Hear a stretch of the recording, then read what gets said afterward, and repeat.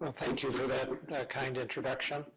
I think many of us are aware of the sequence and the preparatory activity that's necessary for a major contract competitions, and of course that involves companies following the changes in the program.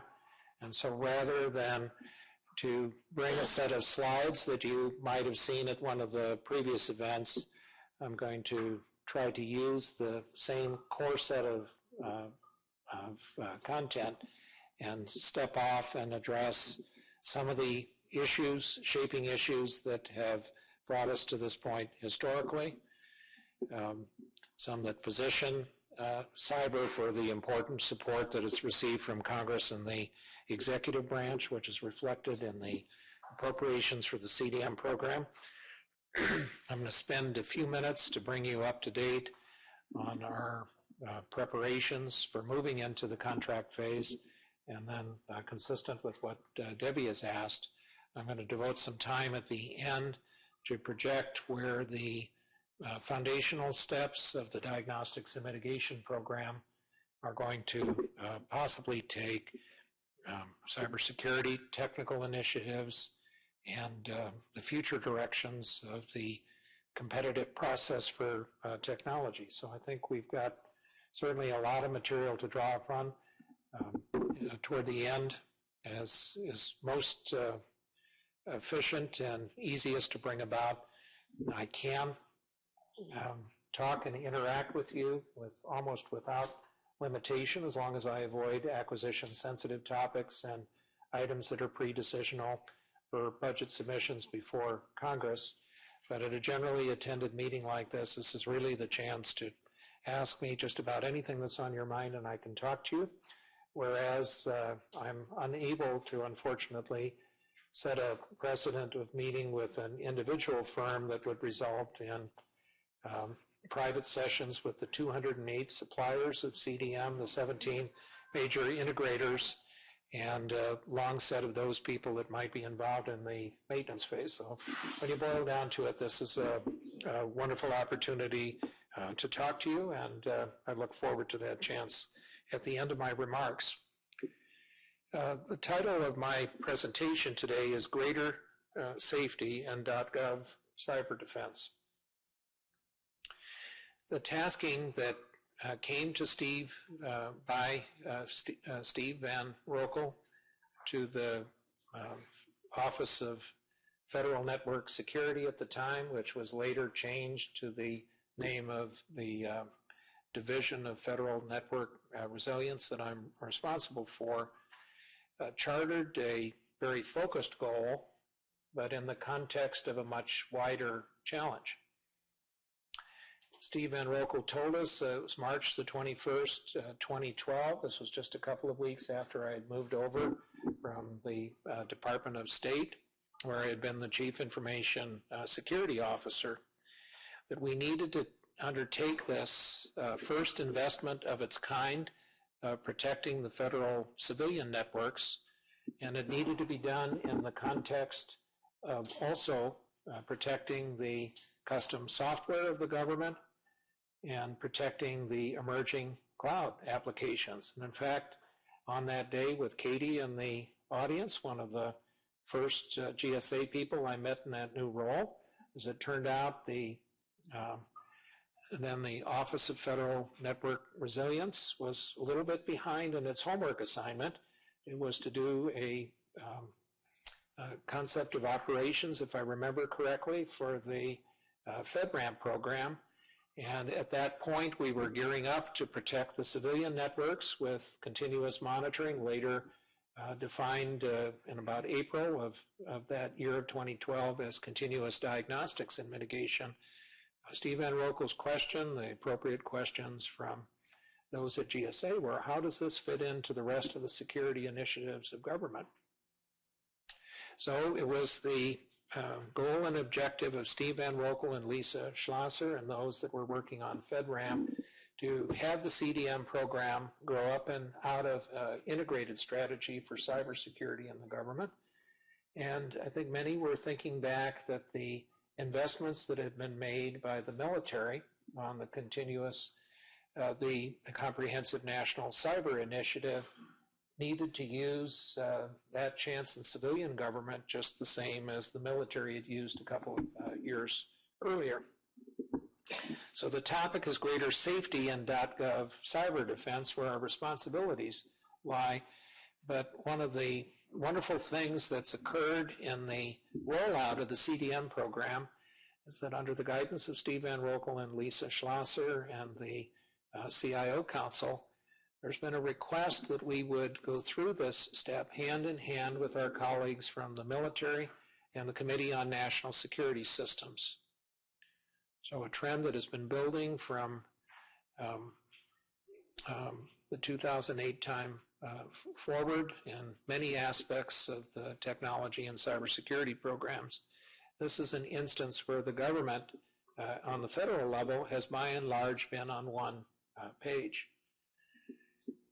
If I could draw your attention, government is actually listed among the critical sectors of the economy. It's not often thought that way, but when we were doing the analysis for the market requirements for diagnostics and mitigation, I went to the U.S. Census and I actually found that the number of government-related activities rose to a total of 25 million people.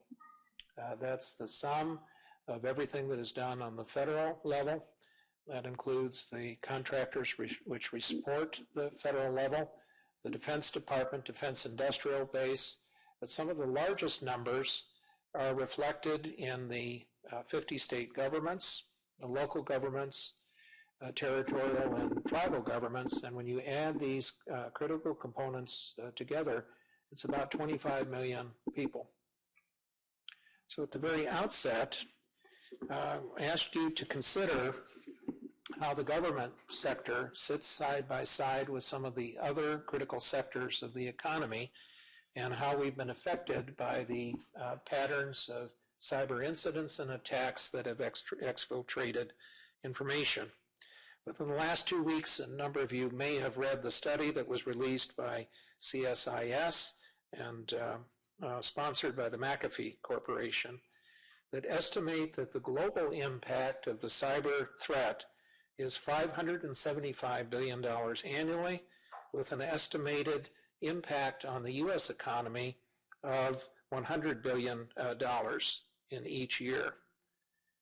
As that is considered against the gross national product, the impact to the United States could cost as many as 200,000 lost jobs as a result of that impact. And that loss of 200,000 jobs, according to the CSIS report, constitutes almost half the total loss of jobs to the G8 group of Western countries. So no matter how you slice it, the impact of the threats from negative cybersecurity events are consequential. In an earlier study by CSIS, there was a comparison of the impact of global cyber activity to drug trafficking and piracy in terms of losses. In that study, CSIS was titled The Economic Impact of Cybercrime and Cyber Espionage, that piracy was costing between 1 and 16 billion globally. Drug trafficking had negative impacts in the $600 billion range, and global cyber activity was estimated to be between 0.4% and 1.4% of the gross product of the internationally. In the U.S. only, in that particular study, there was similarly a very high impact estimated on the loss of jobs. In that study, it was listed as possibly 1/3 or 1% of a decrease in employment, and it was traced to problems such as the theft of intellectual property, direct financial losses due to stolen identities, and the loss of reputational damage to the hacked companies, cost to the companies that were on the receiving end of the threats, direct losses of sensitive business information, and opportunity cost, including service disruptions, trust in online business models, losses of military technology due to hacking, and the realignment of economic activity as jobs flowed out of the companies that were hacked. All negative consequences that are associated with the cyber threat. Getting closer to the home for the government sector, CSIS, in a report led by Frank Reeder, identified and communicated in the executive summary, our adversaries are well equipped and agile. Our defenses must be equal to the threat, and they are not. He went on to say, this is for the federal sector of substantial urgency and attention to my immediate business unit, changing FSMA requirements from a compliance approach that focus on process rather than outcomes to one of continuous monitoring is the single most important action OMB can take for cybersecurity. We recommend that OMB use the authority provided under existing statute to effect this important reform. If any of these studies are important to your work, if you just send me an email note through the sponsors of this event today, and I'll be happy to get them to you. The last thought, and also from SIS, is on the nature of the threats themselves, and that will cue up exactly where the attentions of the CDM program have been. James Lewis wrote in a study called The Thresholds of Uncertainty, Collective Defense and Cybersecurity, the most basic level of defense is the firm. Each target defends itself in a largely uncoordinated fashion and whatever defensive technologies is had at the moment of attack. This does not represent a serious difficulty for an opponent if even moderate cyber attack skills. So why is the federal government at this juncture of time, in a context of unprecedented losses due to cybersecurity, why is the CDM included in the list of potential defensive actions the federal government is undertaking? CSIS, in the report Raising the Bar for Cybersecurity, published in February 2013, estimated that CDM stops 85% of the cyber attacks by a combination of searching for, finding, fixing, and reporting the worst problems first in near real time. The CDM program offers to systems administrators an ability to respond to exploits at closer to network speed in comparison of the manual documentation mechanisms of FSMA, fulfill the intent of OMB A130, and implement the National Institute of Standards and Technology publications which govern the FSMA-related activity. We're thinking of 800-137 and parts of 800-37. And we promised from the first meeting on in our discussions with Steve Van Boekel that we would use strategic sourcing to lower the cost of this continuous diagnostics and mitigation effort that would be a positive model for the government. According to that CSIS report, 75% of the attacks use known vulnerabilities that could be patched. More than 90% of the successful attacks require only the most basic techniques. And 96% of the successful breaches monitored by CSIS and others, and I believe as Verizon, can be avoided if the victim puts in simple or intermediate controls. The CDM program, in short, is the tool locker and the subject matter experts that are going to allow the federal government to establish those simple and intermediate controls to protect the sensitive data of the American people. So what is the problem that we're experiencing and responding to? Every 3 days on federal networks, there are trillions of cyber events. Billions of potentially defective hardware, software, and account changes are occurring. Millions of attempted attacks are occurring at internet speed, and thousands of new flaws are introduced in the course of simply keeping our basic systems up to date. and in a 3-day period by a growing list of events that are recorded by U.S. CERT across the federal sector. Hundreds of attacks are succeeding every 3 months. There are over 10,000 successful attacks at this point, and the unknown of those percentage of those attacks have actually put into motion specific repair actions.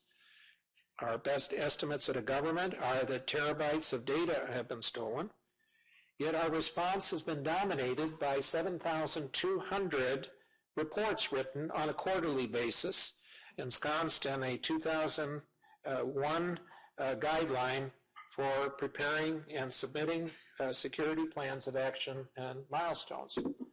It's the humble opinion of those in the CDM program that leaning on real-time reporting out of dashboards would be a far more productive technique, freeing up the time of those that have been sending those reports to OMB for more than a decade for more important pursuits. Every 3 years, following OMB A130 Appendix 3 guidelines, we're assembling reauthorization reports that take 3 to 9 months to prepare. And regrettably, many of these are out of date before they can come out of the printer because of the vast amount of network changes I highlighted at the beginning of my remarks. These manual reports provide only a snapshot in time as opposed to the real-time identification and mitigation of problems that the scale of these attacks would call for.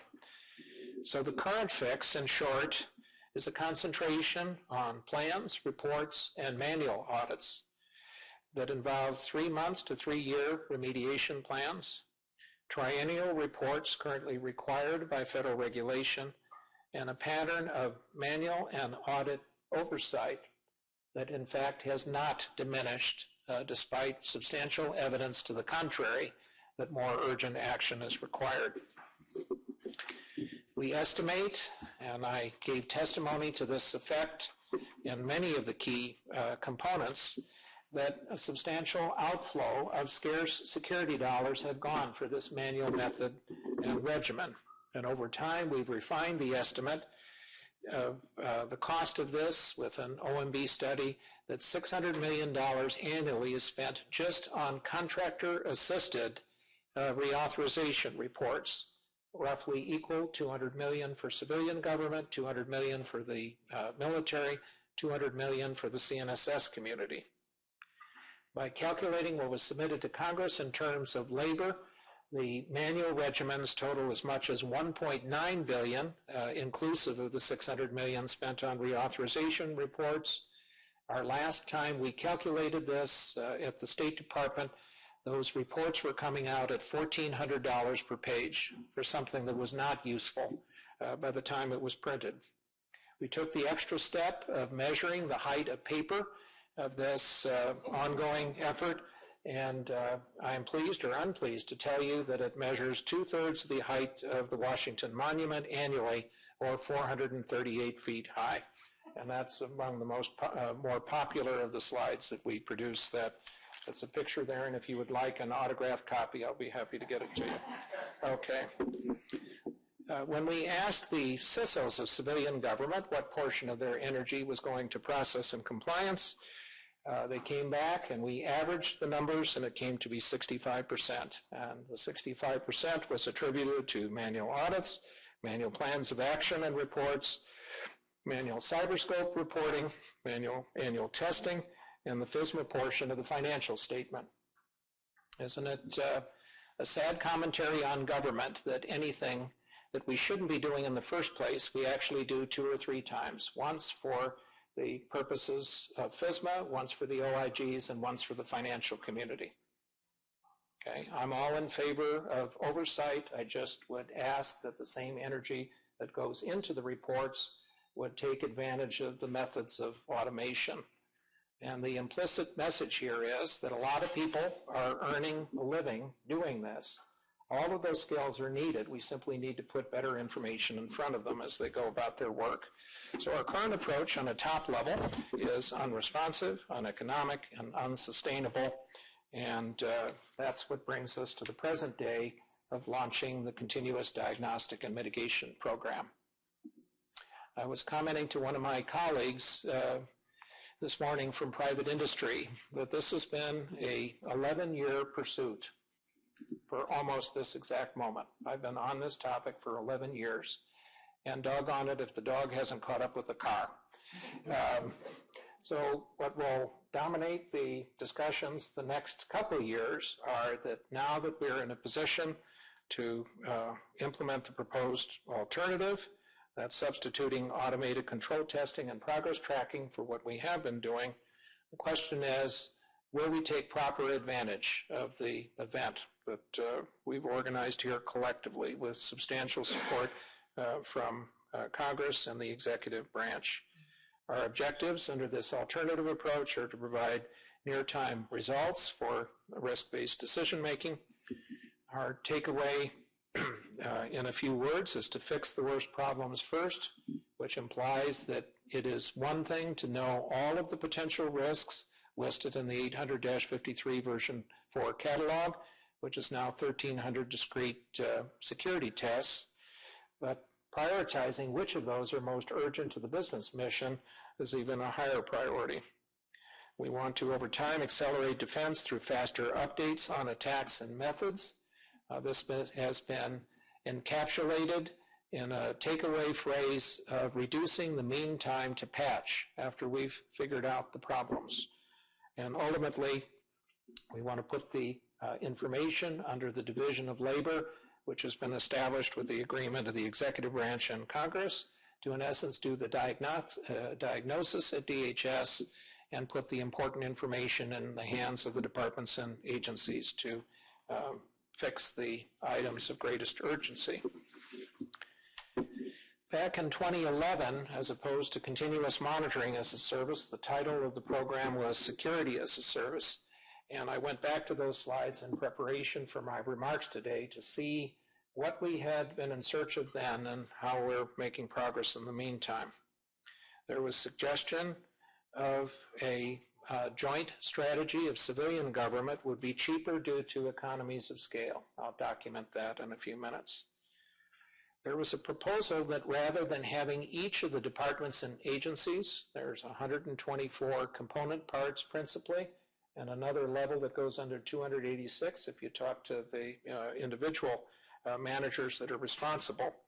It would be faster to provide those services centrally rather than having each of those 124 or 286 organizations decide on their own and attempt to go into the procurement system to arrive at solutions.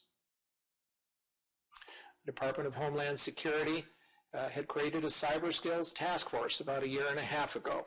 And there, another important outcome that we had in view at the onset of the program was leveraging scarce expertise. In the words of a couple of the cyber task force, we have many frequent flyers in the cybersecurity field that are talking about security, but regrettably a much smaller number of pilots who are actually making a difference on the ground. And it will be important to leverage economies of scale in bringing that about. Items that we have in view that have not fully been accomplished yet are fewer learning curves and lower engineering costs. A lot of the discussions that will be turning into business proposals for the 6 streams of the CDM program will be a process of developing once and using many the engineering solutions for the CDM program. Implicitly overall, after the 5-year program takes its course in CDM, we need to evaluate whether the built-in standardization working against 3 common increments of CDM will provide standardization in a way that will make the security of the government more robust. So enough for the prequel activities. Let's talk about where CDM is right at the moment. Who would have predicted a year ago that with the help of Mark Neidinger, who talked to your group on the Eastern Shore just a couple of weeks ago, that we would sign up 23 of 23 CFO Act reporting agencies and sign a total of 47 memorandums of agreement covering 96% of .gov in an 11-month period. This tells me that there was not only a sense of urgency on the portion of the departments and agencies that we approached. But the combination of providing them a solution in partnership with GSA FedSim, the potential of assisting them with a set of tools that they had no other way to obtain through the appropriations process, hit that perfect combination of technical need, the mechanisms of a well-fashioned acquisition strategy, and a common sense of purpose. We've signed up a fair number of additional small and micro agencies that represent that last 4%, but we're discussing organizations that run from just a few people. The smallest one is the Madison Foundation, that I think has a total of one person in Greene County that is watching the president's residence, if I remember correctly, some 200 years ago, to the Marine Mammal Commission with a total of 8 people, to some very high leverage organizations that have a smaller number of people that are helping the financial sector of the government and oversight of key financial processes in the United States.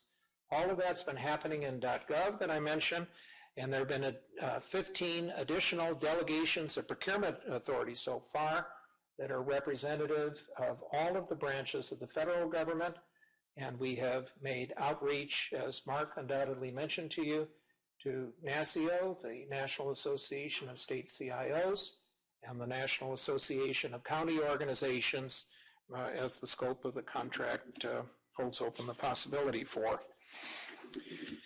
In January 15th of 2014, we awarded the first task order. I'm pleased to report to you that the average reduction of the 4 winning proposals was 30% off the favorable GSA schedule rates, and the budget avoidance had each of the departments and agencies purchased on their own was $26 million.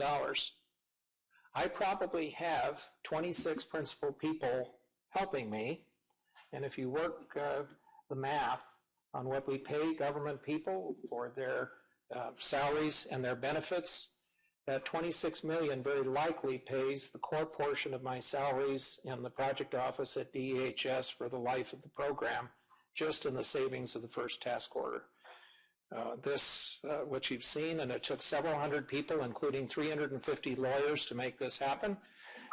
Mark Neidinger has the largest Rolodex of cyber-oriented attorneys in the government, and I'm sure there's a commercial benefit of that. I haven't figured out what it is, but whatever it is, we got everyone on the same page, and on the first task order, it went pretty well. We're lining ourselves up for the second task order, and that's organized in 6 streams.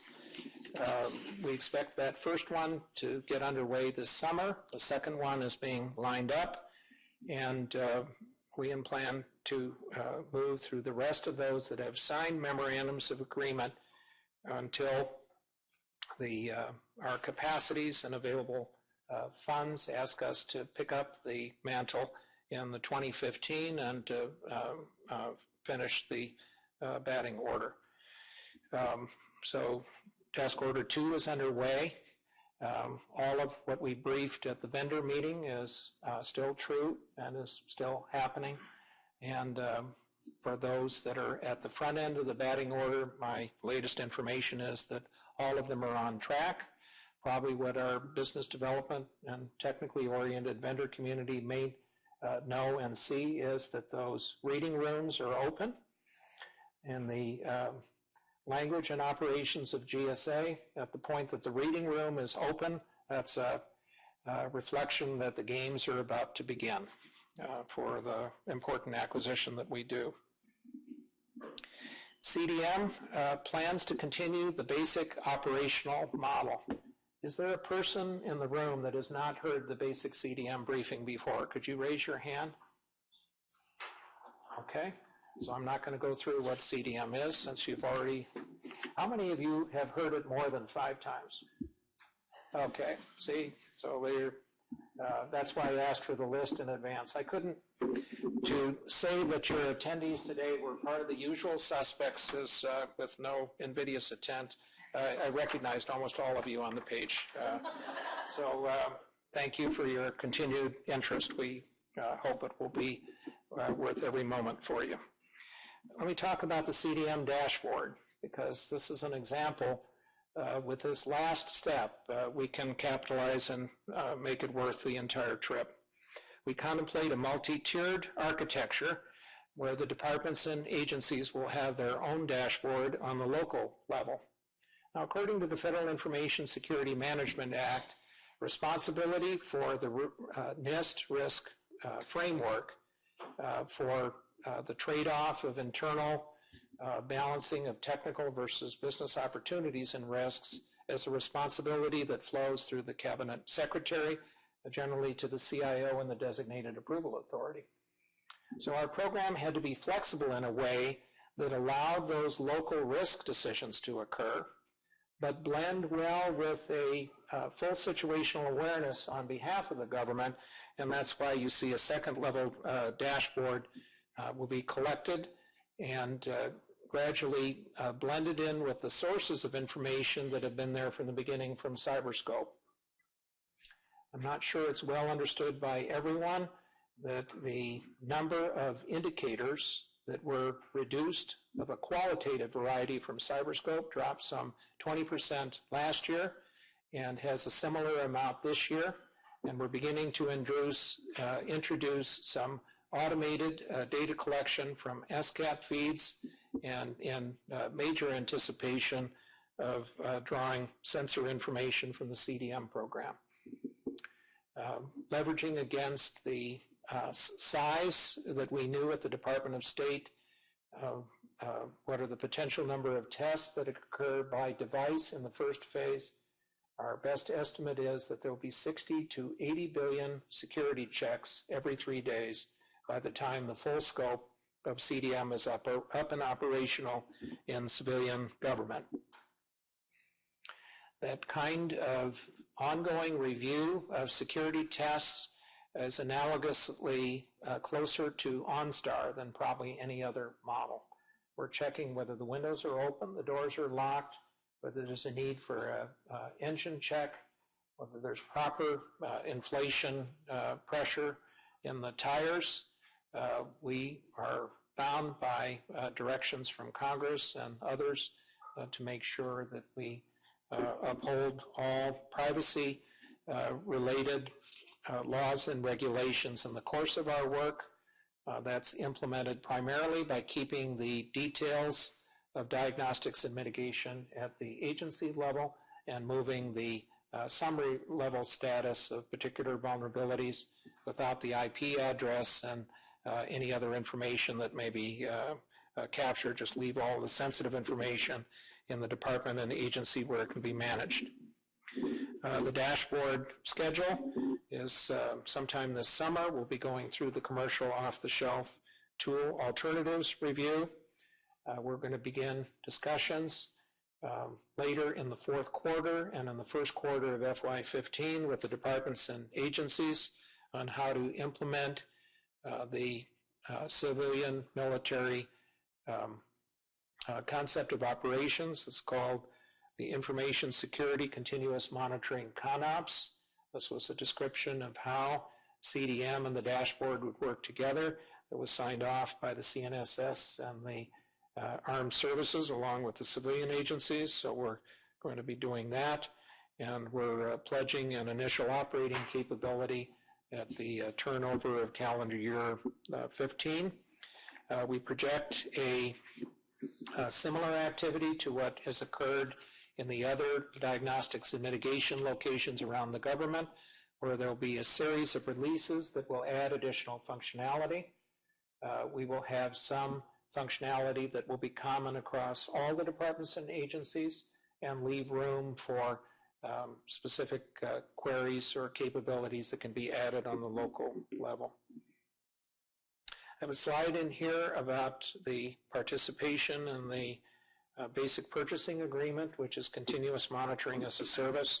To come back to a theme I mentioned at the outset, the contract has been written for access by federal, state, and local government.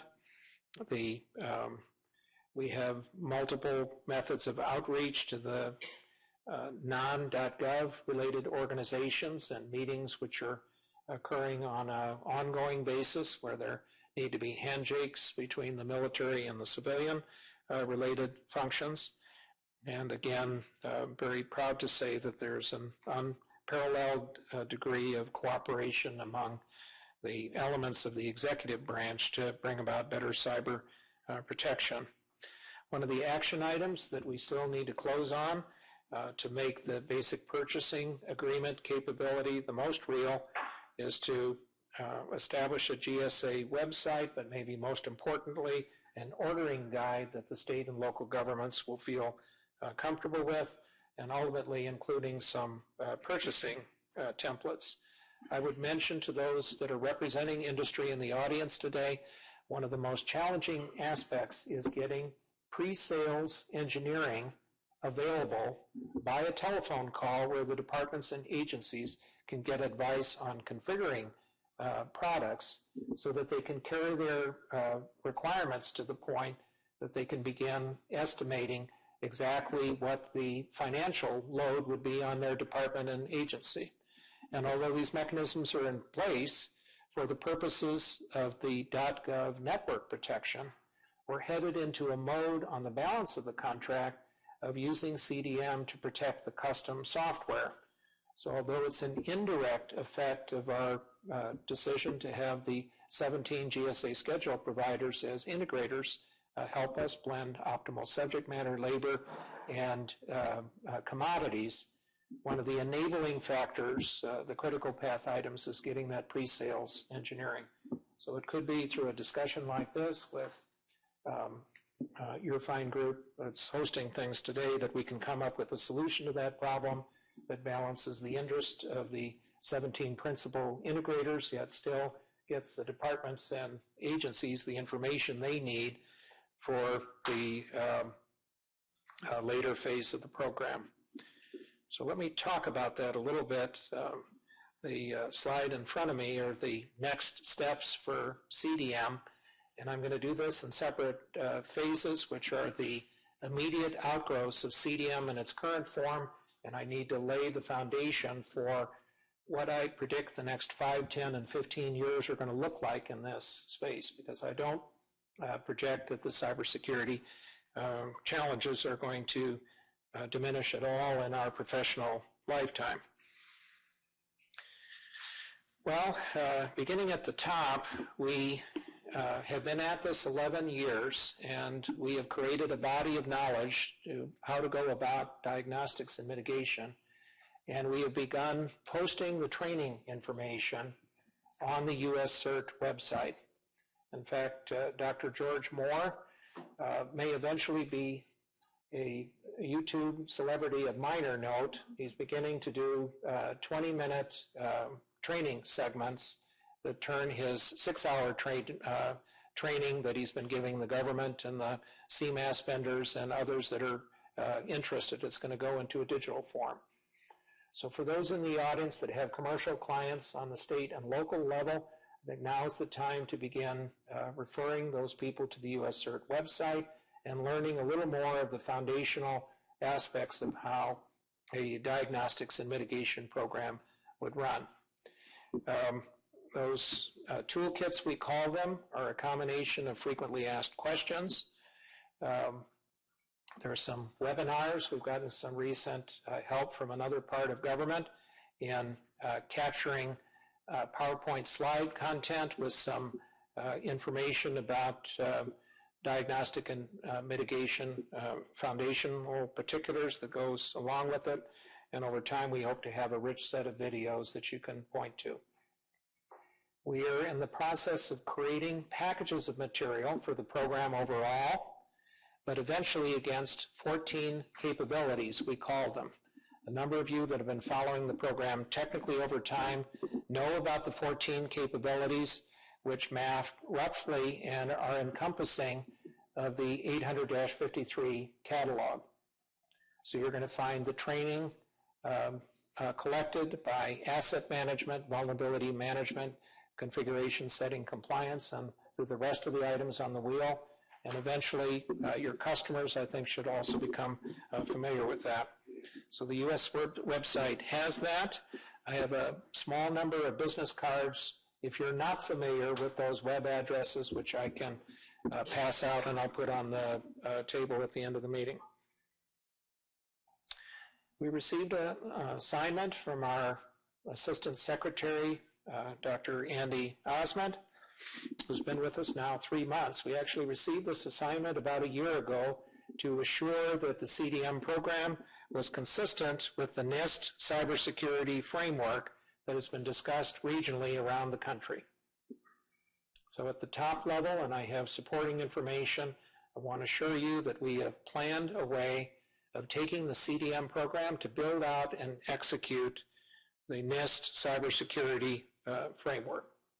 If that's important from a business point of view, or important with discussion with the industry sectors that you're working with, please don't hesitate to contact me, and I will supply that information on a top level for you. The next item of future directions are that we are adapting CDM training and workforce development to include a recruitment retention program. So that's going to be in a pilot phase at DHS. There's also been a, by voice vote out of the Senate Homeland Security Committee, a set of capabilities in a bill that would allow the Department of Homeland Security cyber professionals to be on par with the cyber employment benefits of those that are in the military. So that hasn't passed both houses, but it's headed in a positive direction. In the meantime, we're trying to emulate the successful skill incentive program that existed at the Department of State and make it available first to the Department of Homeland Security. But I suggest that ultimately this training mechanism that's going to put skilled individuals in place in the cabinet departments and agencies is what is going to sustain the demand for the capable technical proposals that have come under the Continuous Monitoring as a Service contract. Many of you in industry know that the lifeblood of your corporations is linked to the quality of your personnel.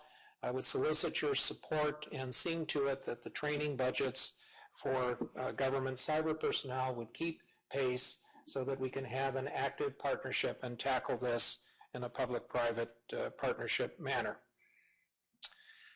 We have on our action list, but have not come quite to closure yet, of helping to automate .gov mitigation actions.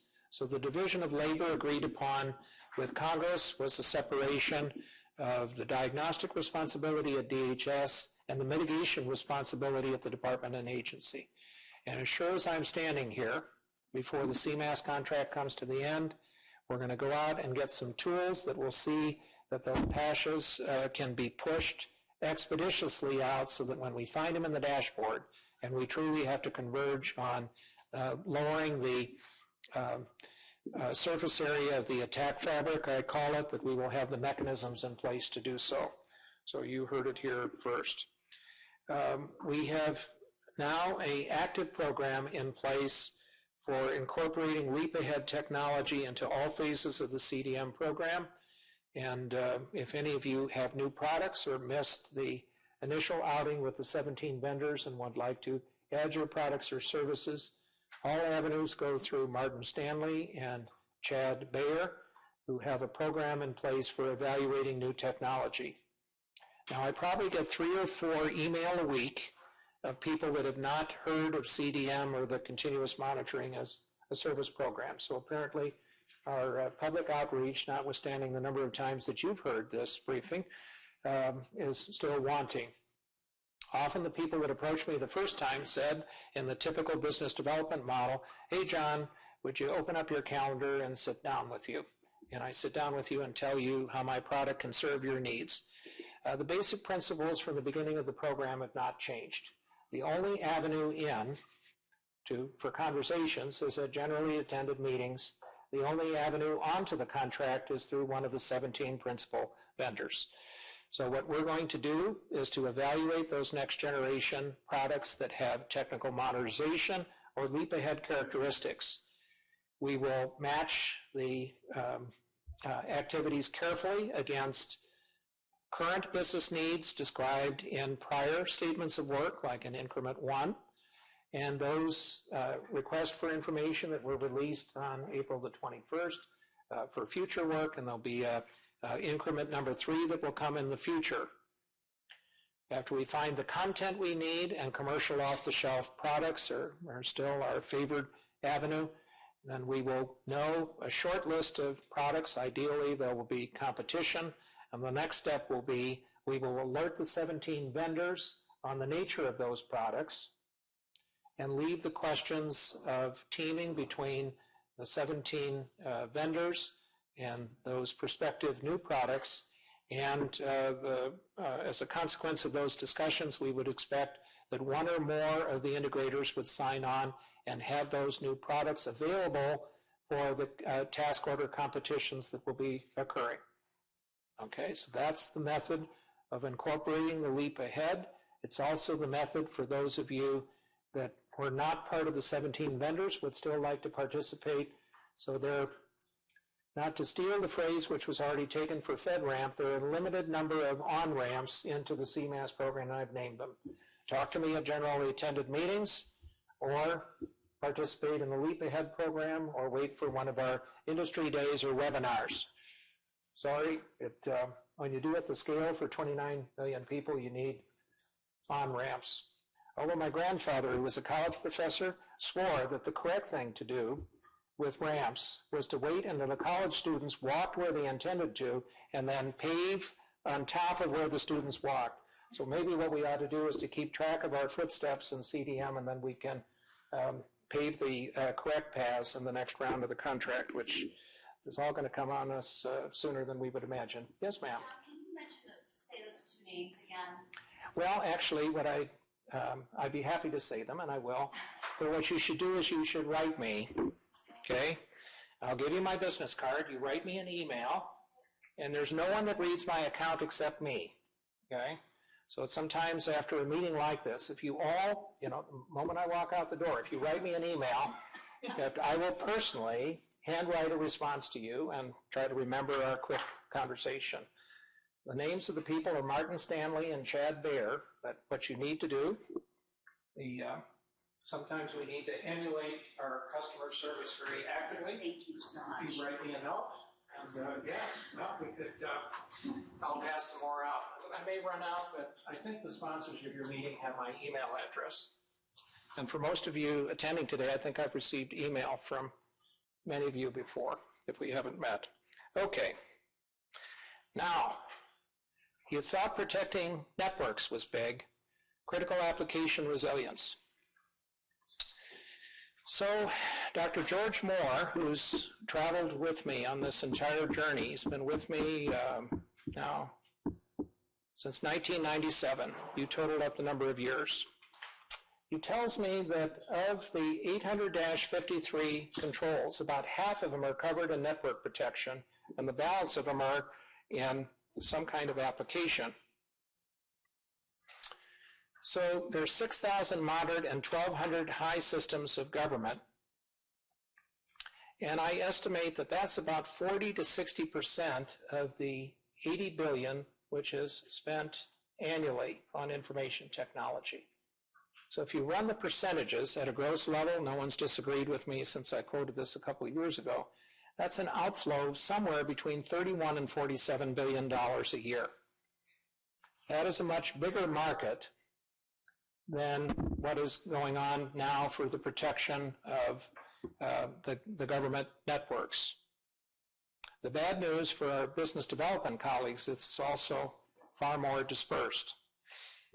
There are a lot of conversations to hold. There's some consolidation among the software. The passport and visa systems, the United States have 42 major subsystems in them, to take one that I know by heart, but a lot of them are in single numbers, and they're highly dispersed. So in our conversations with the Office of Management and Budget about what to do about this, we are trying to establish a program office that will not centralize money centrally to do diagnostic and mitigation services procurements and sensor procurements centrally. So there's not going to be a grant of money from Congress on the scale that was set aside for networks for software, but we're talking about setting up a program office that would use the same memorandums of agreement, the same contract mechanisms and so forth to begin working on classes of software problems for the government. And we call it critical application resilience. The person I put in charge of this is Mark Neidinger, who is known to many of you that were on the Eastern Shore or have been in contact with him during a 8 or 9 year career in private industry, and I see a couple of his corporations that he worked for represented in the audience. He was my boss 10 years ago, and I couldn't be happier that he's chosen our organization for his spot of operation of coming back to the government, and clearly there's been a wonderful effect from his acumen on how to go out and contact the needed people and bring them around a common set of objectives. Not as many people know that he's a subject matter expert in architecture, and enterprise architecture. A number of the architecture initiatives he undertook at USAID when he was last a government employee are still in use a decade later. So he's an unusually skilled individual and technology leader, and I think I've got the very best assigned to one of the more complicated problems of the government, which are to protect the custom applications. We, like most people, suspect that some of the most promising developments that are related to managing software are going to come from the shared services or the cloud environment. So mindful of the time here, I'm going to shift gears into the projections of what the future looks like 5 and 15 years ahead. This, what I'm about to tell you, was from a briefing that I gave to the Department of Defense in 2011 and was really the sort of the event that I think turned into the proposal that the team that we had at the State Department would reassemble at DHS for the protection of civilian government. So I made the modest proposal that the United States should aspire to be the safest internet economy on earth by 2025. And I chose something at that point which was about 15 years ahead, and under the estimate that the total technology of the United States was probably going to turn over 3 times. Most of the system life cycles that CIOs use are geared toward a 5-year cycle. What we spend on laptops is probably half that, but an unfortunate reality is that many of our communication systems are closer to an 8-year life cycle, and from time to time you will find an organization that has attempted to have their phone switch last 12 or 15 years, depending upon how attentive their chief operating officer or chief technology officer is. I've been in 19 stops of the federal government, and I won't embarrass myself to say how many have attempted to have their phone switch last more than a dozen years. But let me say, as much as we enjoy our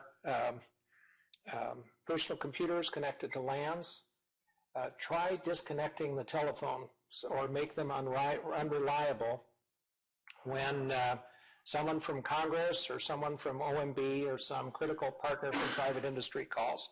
It's mindful that as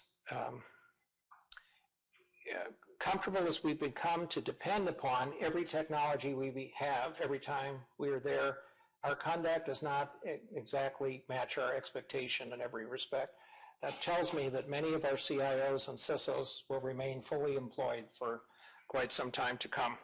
All right, so by 2025, I proposed that the risk was that the potential of cyber incidents that degrade, disrupt, or destroy government data and services was quite severe. The opportunity was that a cloud cybersecurity strategy could offer a defensive command and control capacity. The shared challenges. I said that there was a lack of economies of scale in tool purchases. There was a lack of economy of scale in cloud security offerings. There was an unfortunate inconsistency emerging in 2011, although there have been some repairs on this point, an inconsistency in the security strategy between fixed and cloud environments.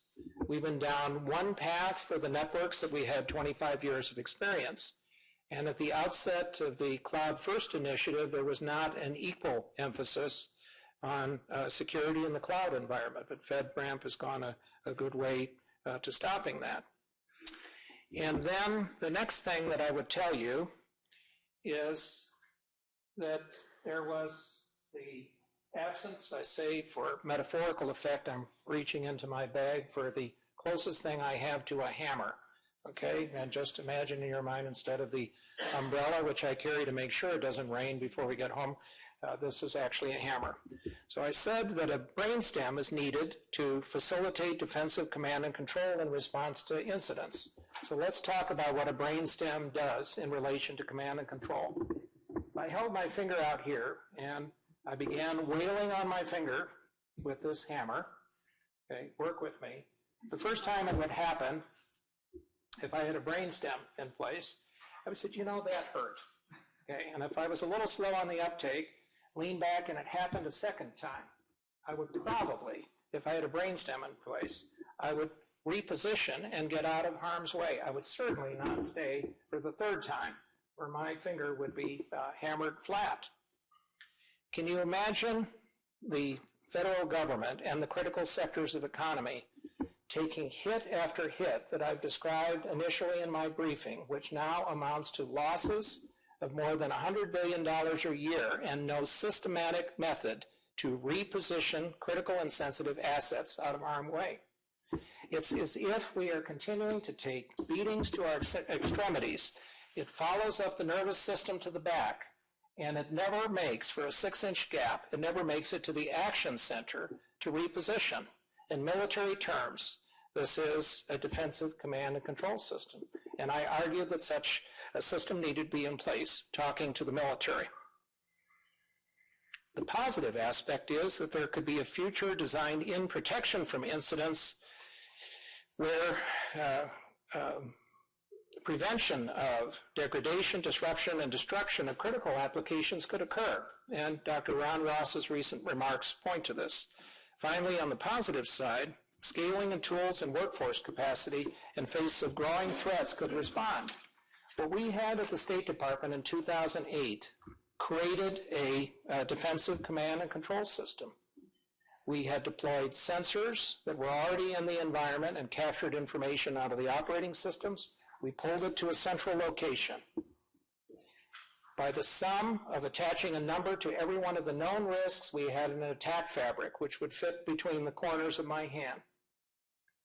By attaching a number 10 to the worst of the risks, we eliminated 89% of the known vulnerabilities and configuration setting, compliance weaknesses, and a set of good hygiene at the State Department with no increase of money and really no funded program. We leveraged what was already in place with a program called iPost. By the end of 24 months, we had reduced the pattern of risk from a factor of 10 to a factor of 20, leaving 7% remaining. In August 2010, when the Google Aurora attack occurred, and I typically at this point, how many of you have not seen me reach into my wallet for two $20 bills? Can I see your hands? Okay, so it's still, apologize to the rest of you, still worth the trip. All right. So prior, oh, can someone reach in their pocket for a $1 bill? It just goes so much better. I put my money into the pop machine this morning and I'm in a hard spot here. Bear with me.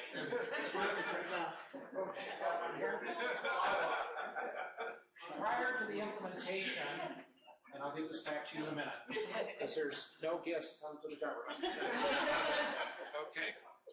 So prior to the existence of prioritization, we treated each risk as though it were $1.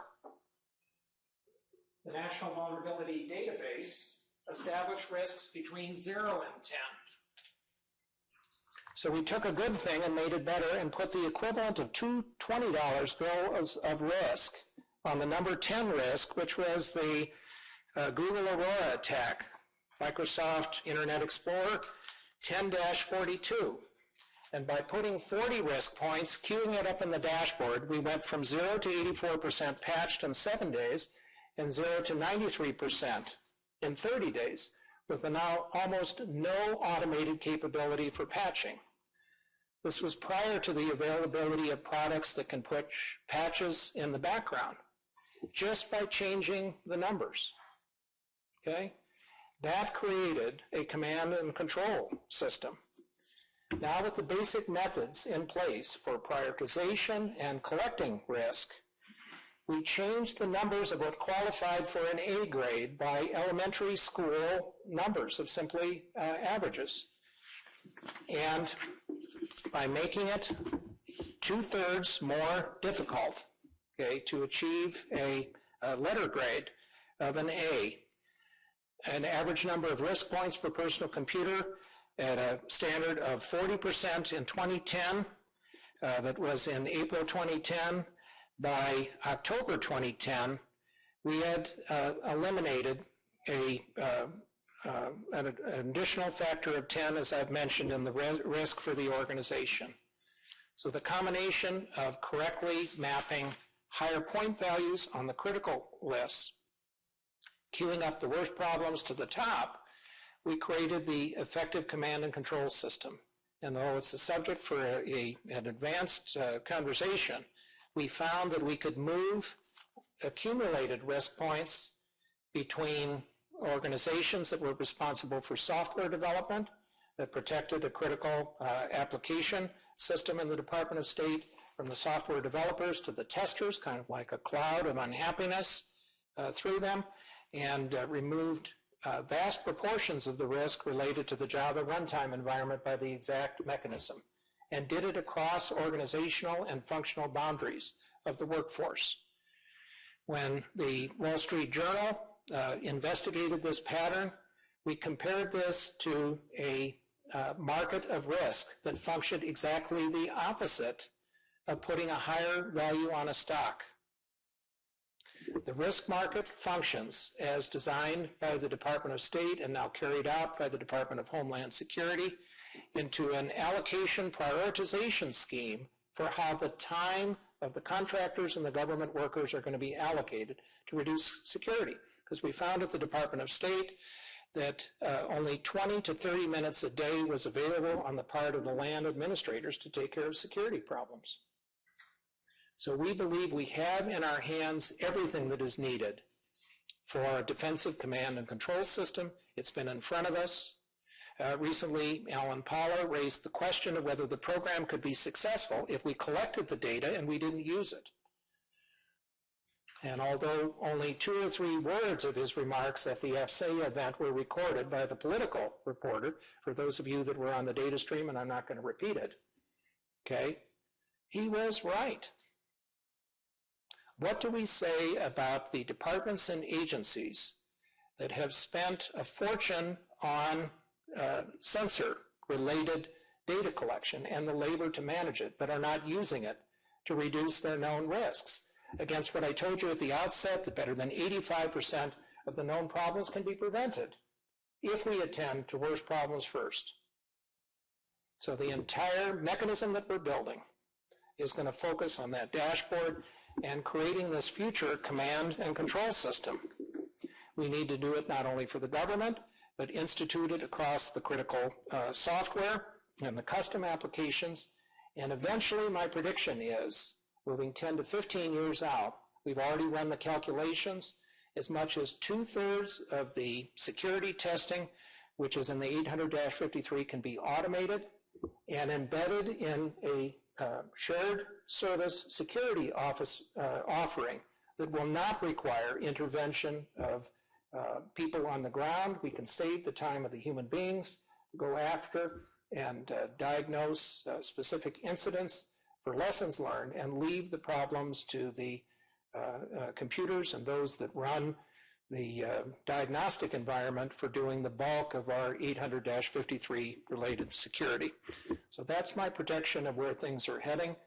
I was asked recently by the U.S. Chamber of Commerce to estimate what would be the most effective way to protect businesses between 50 and 500. I was mentioning to one of my colleagues, one of my 19 stops in the federal government was at the Department of Agriculture. And so I proudly moved over to the Crop Insurance Corporation. They gave me the title, my first job after I came out of being the director of the Naval Shipyards. I was the director of IRM for the Crop Insurance Corporation, total of 700 employees, and I could fit most of my meaningful IT staff could fit in the chairs at this front table. So they put me on an airplane to Valdosta, Georgia, which is the home in the United States of the sweet onions and Vidalia onions. Thank you for reminding me of the specific brand, although we don't endorse any products here at the Department of Homeland Security.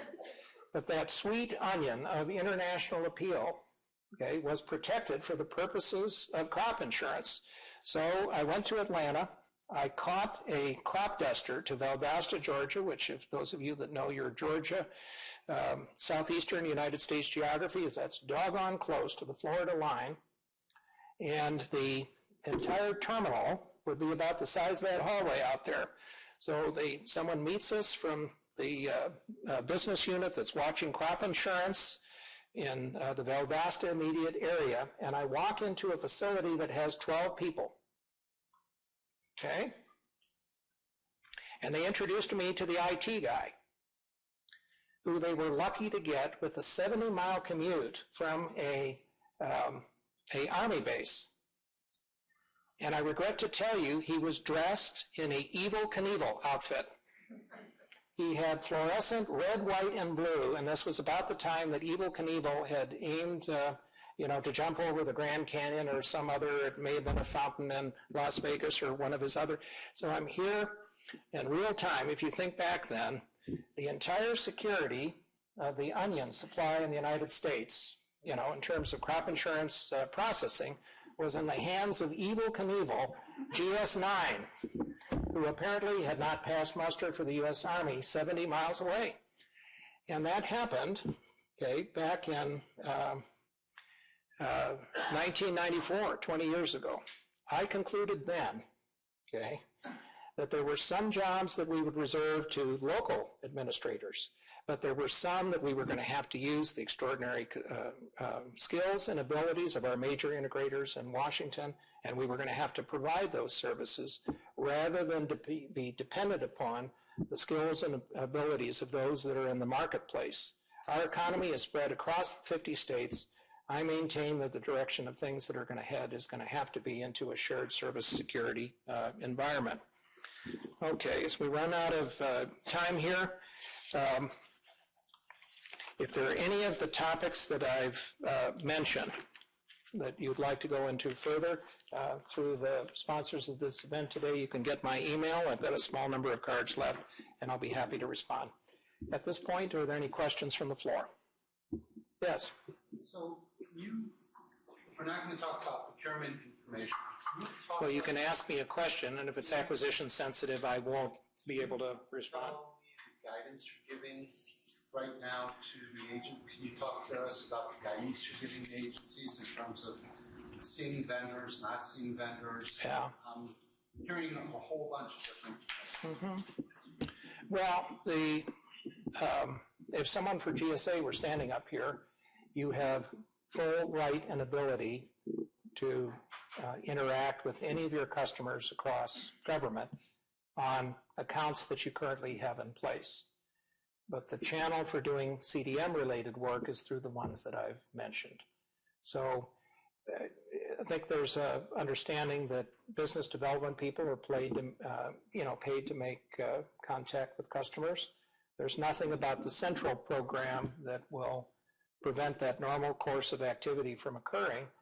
But I think that you're going to find that many of the chief information security officers and the operators that are benefiting from the program are deriving their information from industry through the competitive process. We've asked them to participate with advisors and sit on technical evaluation boards, so that really at this phase, when we're moving into active competition, it's going to be through the formal procurement processes.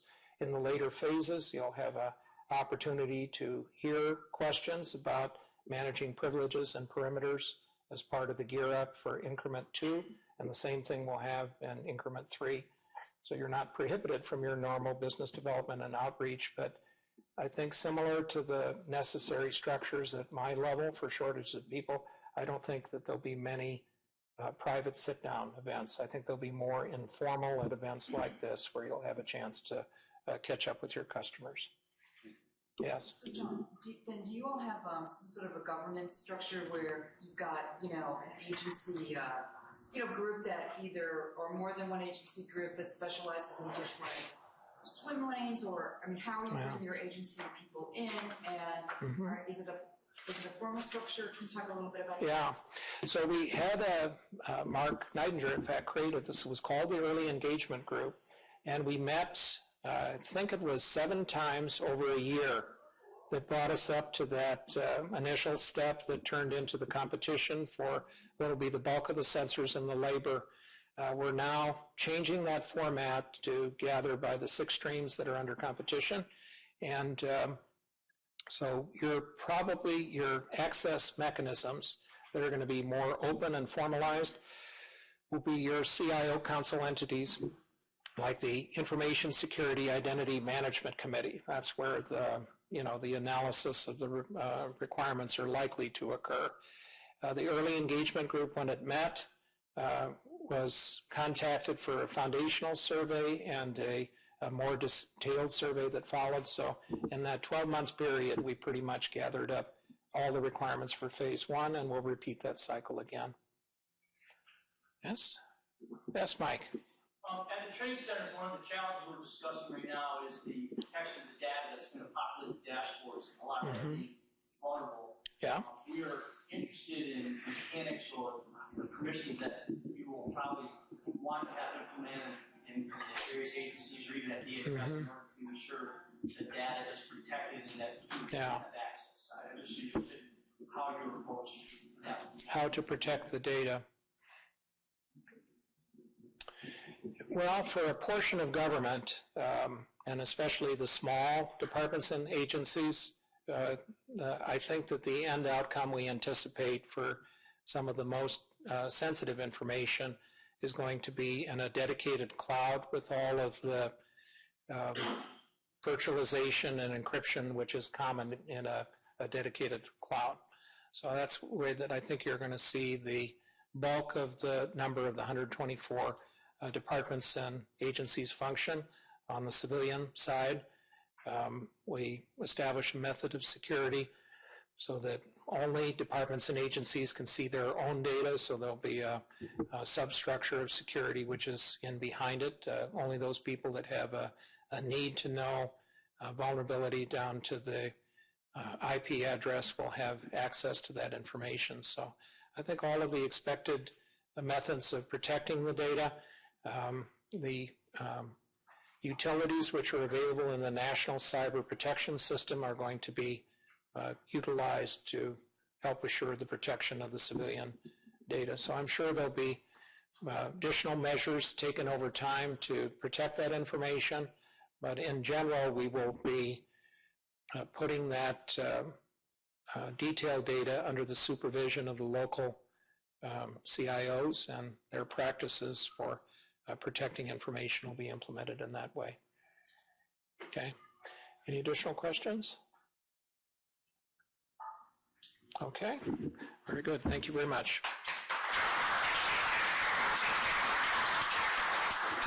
John, thank you so much for coming out this afternoon and being so open and candid with us and giving us such great background, as well as the future of where you see the program going. That was quite insightful for all of us. So let's thank our speaker again for coming. And we thank you for coming. Enjoy your day.